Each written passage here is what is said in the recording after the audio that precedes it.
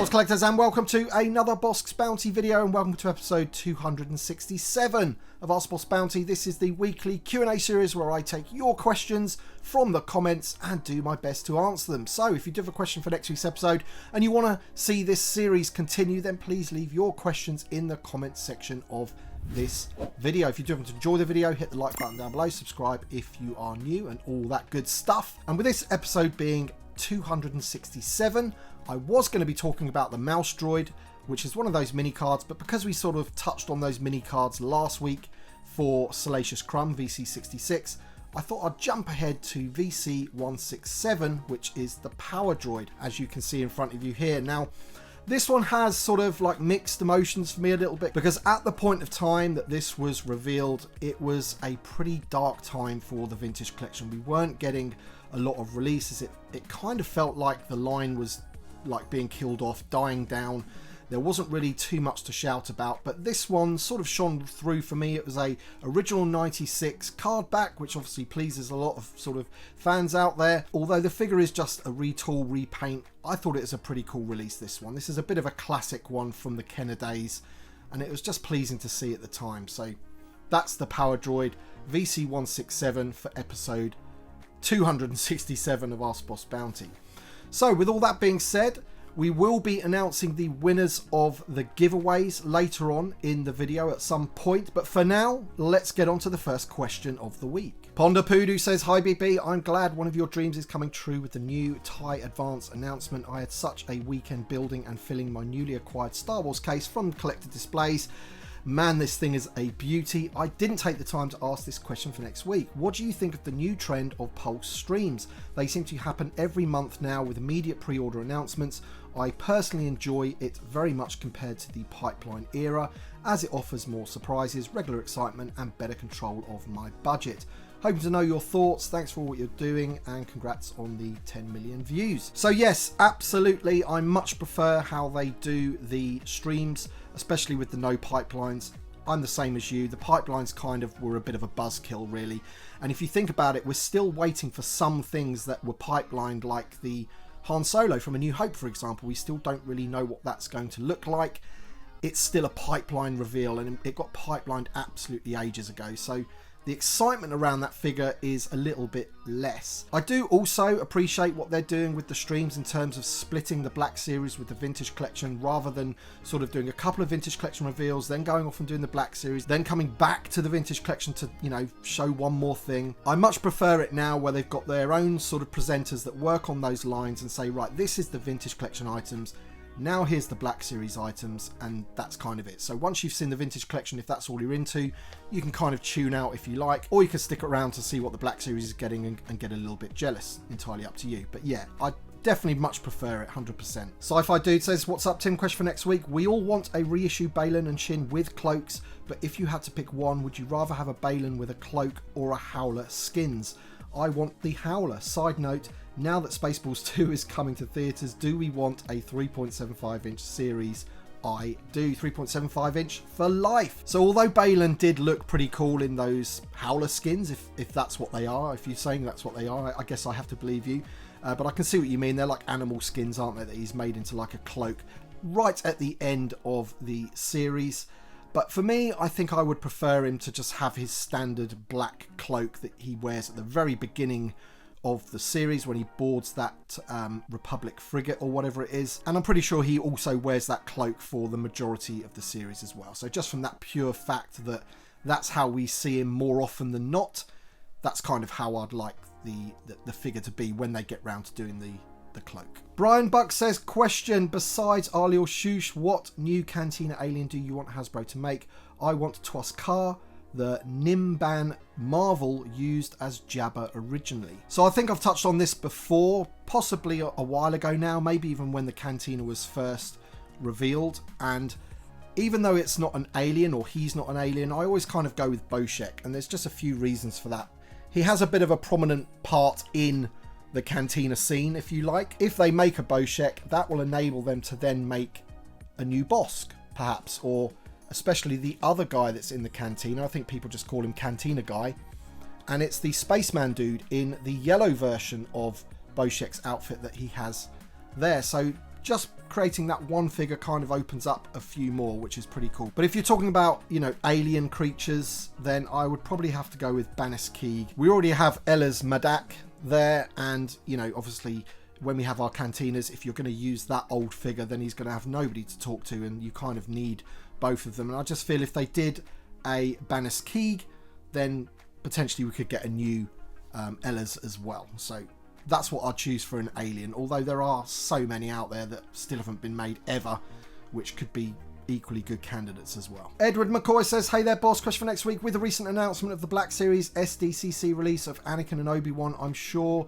we will get these figures in the line down the road. However, it has got me wondering, do you think we could ever see an update to the burned Anakin figure that came out in the original Revenge of the Sith 3.75 inch line?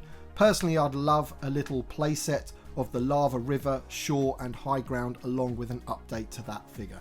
Yeah, I mean, it would be pretty cool. And just to touch on that Black Series SDCC set, I mean, I think we all got a little envious of that. I mean, it was super cool. It really was. And the Black Series collectors there have been pretty spoilt with that one. They really have. But that doesn't mean to say that something like that in the future can't come out in the vintage collection with like some kind of little, as you say, a play set around Mustafar. We've already got the basis of one of the figures, and I'm pretty sure, you know, they're going to be doing that Obi-Wan figure eventually for us.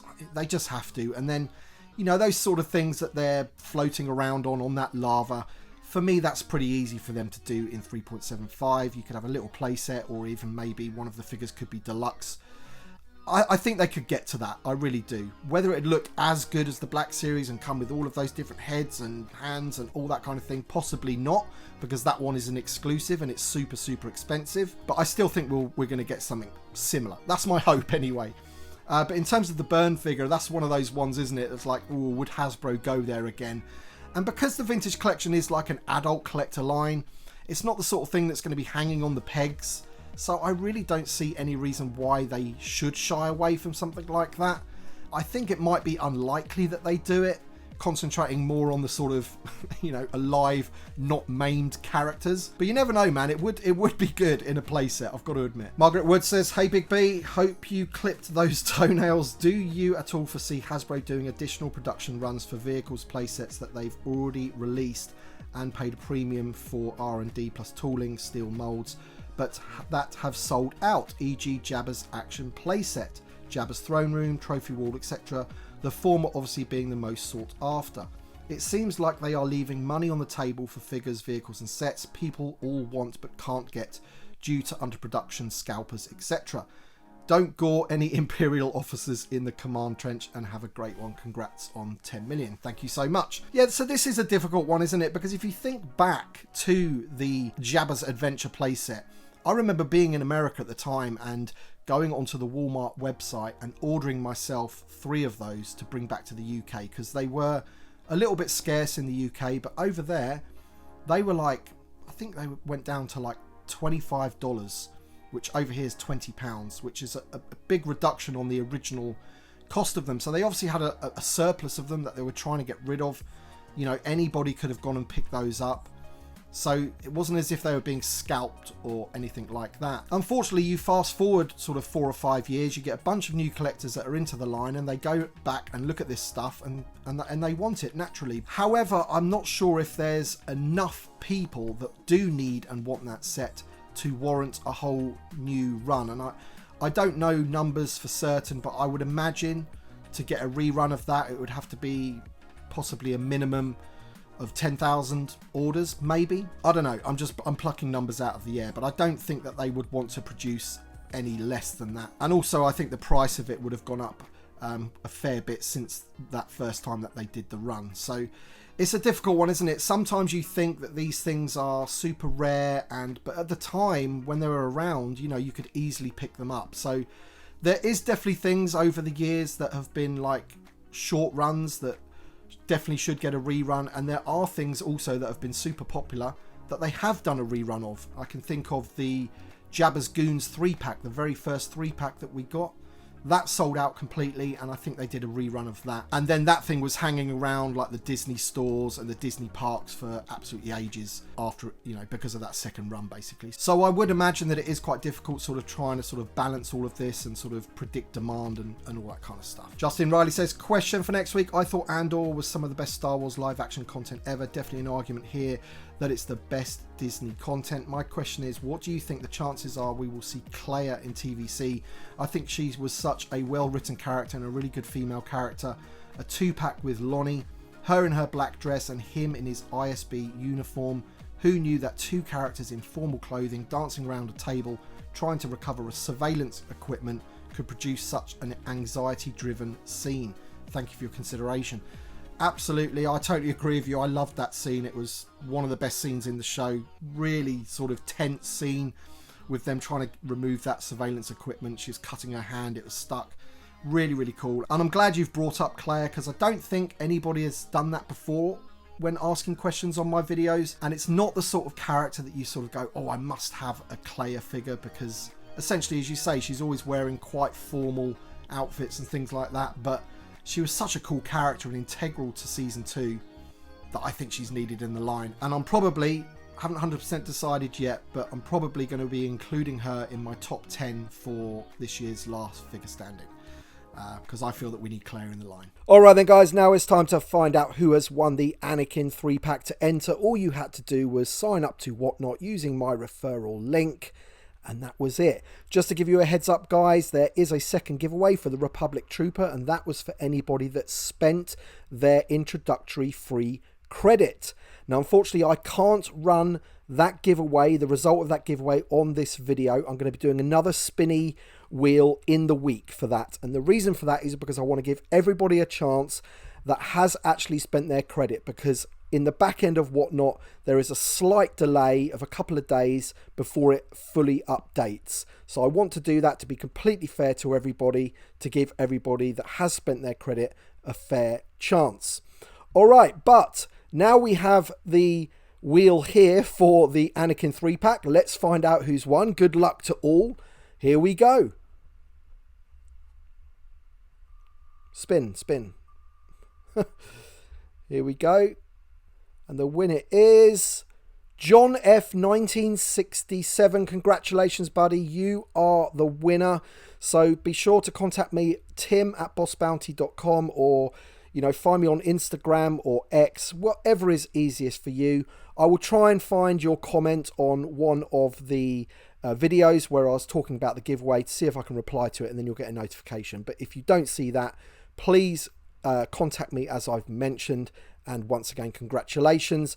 Be sure, guys, to check out my social medias in the week, where I will be announcing the winner with another one of these spinny wheels of the Republic Trooper, the graded Republic Trooper. But congrats to John F. 1967. Mando Mitchi says, if there were going to be a new TVC HasLab project, would we have already heard rumours about it?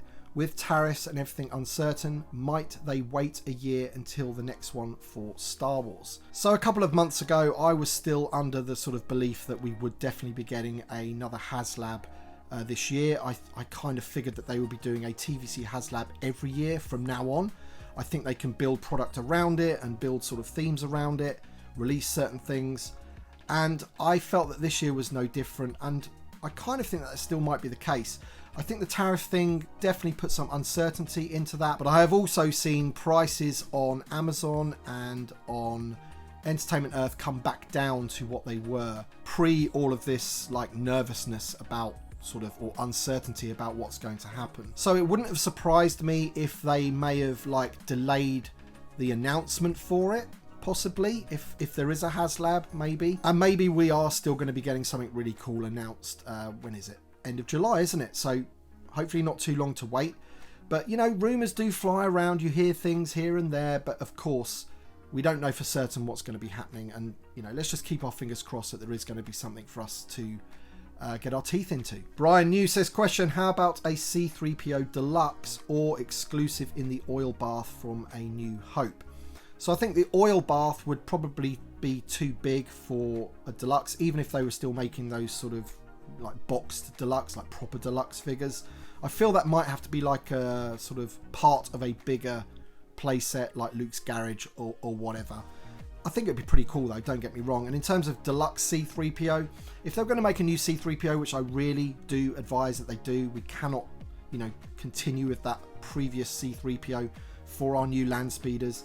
And a new C-3PO, as I've said many times before, will open up so many other protocol droids that they can get from all different medias across the Star Wars spectrum, if you like. But maybe a deluxe or a convention exclusive could be like a full vac metalized version, or maybe one with the removable limbs with the net and things like that. I don't know. I still feel that those two even should just be normal standard figures, but you never know with Hasbro these days. RD Evans says, question, after getting the incredible Black Series Sebulba, I'm more aware than ever that we need him in the vintage collection, but in this scale it would be a tragedy to have him without his pod racer. It seems unlikely, but if Hasbro were ever to produce pod racers in the vintage collection, how should they go about it? A HasLab with 3 pod racers and their pilots, Anakin, Sebulba, Gasgano, with a 4th pod racer and its pilot, Dud Bolt, as a stretch goal. 1 pod racer with its pilot per year for a few years, or something else. I personally don't feel the pod racers would make a good HasLab. That's just my opinion. I just think that they can be released in other ways. Like, they're not exactly huge vehicles. Why can't they sort of release like a 2-pack vehicle pack of at least Anakin's and Sebulbas? Why can't they do that? I feel that they could do that. And in terms of all of the other pod racers that go with that, I just don't feel it's realistic to sort of expect those. I don't even feel that Lego have done them all. And I know that they've released countless like pod racers over the years, but I still don't think they've done them all, have they? They've just done Anakin's and Sebulbas over and over again with maybe a couple of others sort of thrown in there. But I feel that it's not too much to ask for Anakin's and Sebulbas in the vintage collection. And as I say, they're not the largest vehicles, so why can't we just get like a 2-pack? Like a vehicle 2-pack. I think that could be done. Skull Kid says, we need an updated Lambert class Imperial Shuttle. The cockpit should hold 4 to 6 crew and the cargo hold should be spacious with seating for stormtroopers. My question is, do you think that's in the scope for Hasbro or HasLabs? I definitely feel that the Imperial Shuttle would have been one of many considerations from Hasbro, you know, when they're sitting there around a table discussing what the next HasLab should be, or doing their forums, their marketing forums. I definitely feel that the Imperial Shuttle would have come up in a conversation, without a doubt. We all know that the one that we have at the moment is still using the mould from back in the Kenner days. As you mentioned, a new one would need a larger cockpit to hold 4 crew. And I think that's kind of the stumbling block. It's going to be quite a big ship, isn't it? Especially with the wingspan and everything, it'd need a really good flight stand. And again, talking about Lego, one of my favourite Lego sets ever is the Imperial Shuttle, the UCS Imperial Shuttle that Lego made. I think that's an absolutely fantastic model. They completely nailed it. So I guess, you know, looking at that, you could think, oh man, what could they do with a HasLab Imperial Shuttle? And the answer is they could make it pretty cool. We'll have to wait and see what the next HasLab is. For some reason in my head, I just don't think it's going to be something OT. I don't know. Might have to wait for 2027 for that. But for sure, the Imperial Shuttle is up there on my personal list of things that I would like as a HasLab. And another HasLab question, and it's from Angel Parah, and he says, hello, question, by any chance do you think we will get a HasLab Rebel Troop transport vehicle from the Empire Strikes Back? And on this one, buddy, I've got to say that is a lot less likely than an Imperial Shuttle, for example. I would imagine when the Hasbro guys are sitting around that table that even though it's a pretty cool idea and it's a big ship and it sort of almost goes hand in hand with what a HasLab is, you know, if you're thinking if HasLab should always be some kind of big ship, I just feel that the Imperial Troop Transport is probably, you know, quite low down and there's a lot of things ahead of it. But that's just my opinion, buddy. But, you know, it's an idea, isn't it, right? General Grievous says, hey BB, love your videos always. Watching them on a chill Sunday night with a nice cold beer is becoming somewhat of a tradition for me. Question for next week, what is your opinion on the long waiting time for new releases to become available on Hasbro Pulse? For me, it's really stupid that, for example, the release date of the Snowtrooper changed to August 26, while the new Snowtrooper 4-pack is going to be released on the 7th of July. Keep up the good work with the channel. Yeah, so there was a bit of an issue with that Snow Trooper wave, especially in the UK. You're absolutely right, it got pushed way back. I think in the US, Entertainment Earth and Amazon both delivered on that wave as far as I'm aware.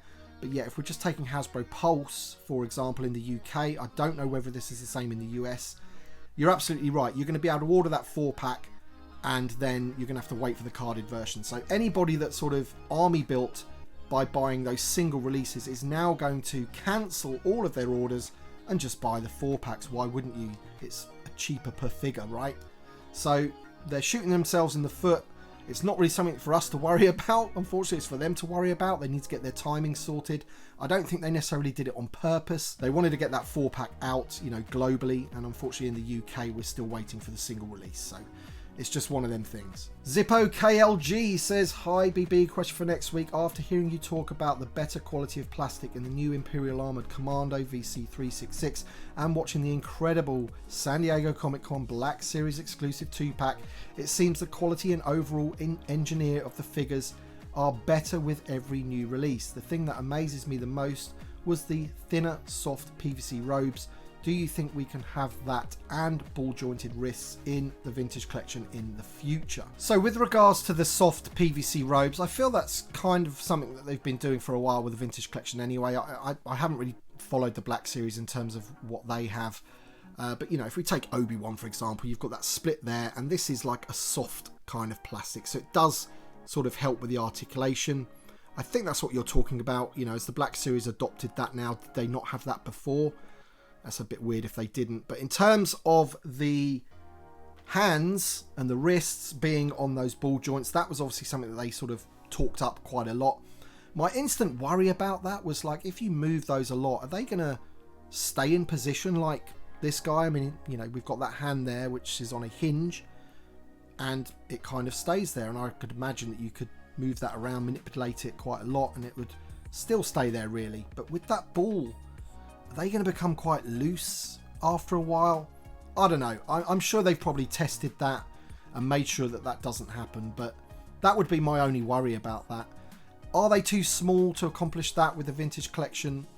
I don't know. We'll have to wait and see if they try it. The hinges on the wrist for the vintage collection figures hasn't really been my main concern when it comes to the hands. Often it's the sculpt of the hand hasn't been designed well enough to hold the blasters. So for that Armoured Commando, for example, one of the things that's a bit annoying about that figure is he doesn't really hold the blaster too well. So it's not really, so for me, it's not really that sort of hinge joint that's the problem. It's actually just like the quality of the hand. And sometimes the hands can be quite rubbery plastic, and often they can sort of stretch and then the weapons end up falling out of their hands. So I think they need to sort of address those issues first, in my opinion. But you know, there's no doubt, as I said before, that that SDC set is pretty impressive for the Black Series. It really is. Brick Built Blake says, Tim, with Hasbro taking so many of their Black Series figures and simply shrinking down the digital design files to make TVC versions, do you think the reveal of the Jedi Temple Guard increases our chances of finally getting that figure in 3.75 in 2025-26? Thanks. To be honest, I've always thought that that one's on the cards. I think Jason's had that one rumoured, Yak Face on his list for a while now, so I've always felt that that one's sort of coming, basically. And maybe the Black Series just got it revealed first, and ours is going to be sort of planned for another live stream in the future, because, you know, as we say, these live streams seem to be happening monthly or maybe every 6 weeks, something like that. So there's still stuff to reveal. Maybe there isn't a lot to reveal left that's actually going to get delivered in 2025, but they're definitely going to start revealing stuff that's going to be released in the first, quarter of 2026. That is for sure. So fingers crossed that we get that one soon. Quite a long question here that I would end up not having a voice if I was to read it all, so I'm just going to summarize. So basically they're asking, do I want, or do I think that a Krennic in his sort of ceremonial outfit from Andor Season 2 should be a figure, along with Mon Mothma and along with Luthen Rael? And I say yes to all of them. I would take as many Andor figures as they would want to produce. DV Maggio 75 says, hi Tim, I placed my order for the Darth Vader TIE Advance on Monday and I'm still shocked at the price. Is it only me or anybody else that has a feeling that Hasbro is jacking up the prices? I also felt that the Bantha and the Landspeeder were a bit on the overpriced side, but the TIE Advance feels already very overpriced. What do you think? I always answer this the same. I always feel that it's like anything in this world, it's all overpriced, or it feels like it's overpriced when you compare it to other things that you've bought in the past. But as time goes on, and inflation and the cost of production and all this kind of stuff, that prices are going to always rise. They're never ever going to come down. They're just always going to rise. And it's one of them things, isn't it? There's not a lot we can do about it apart from voting with your wallet. If you don't want something and you don't want to pay the price that they're asking, then you just simply don't buy it, basically. And that's the way you sort of protest against the prices, I guess. When it came to the TIE Advance, I did feel it was a little bit overpriced, and you know, you've got to remember that it is an all newly tooled vehicle. So if you compare it against, I don't know, the General Merrick's X-Wing, which was just a repaint, the figure in that was also like a lot of reuse. Some of it was newly tooled, but there was a lot of reuse as well. So there wasn't too much new in the Antok Merrick's X-Wing, and I can't remember how much that was. Was it 100, 110, 120, I think it was. So when you compare it against the TIE Advance, I actually don't think there's that much of a difference, considering it is an all newly tooled vehicle. What I would say is that the figure in it is just, you know, the same figure that we've had already in the line, and you know, maybe they could have updated that figure a little bit with correcting his tabards, the color of his tabards, making them more of a matte finish over his shoulders, or even providing soft goods for it. I don't know, but that probably would have jacked the price up as well. But I understand what people say. Whenever you see these prices, you think, God, that's expensive. But to be honest, I look at anything I buy these days and I think, God, that's expensive. Alright then guys, that's it for this week's episode. I want to once again congratulate the winners of the giveaways, and I want to thank everybody for watching. Thank you to my Patreon supporters and channel members, as always, for your extra support. It is greatly appreciated. Thank you so much for watching, everybody, and we shall see you on the next one.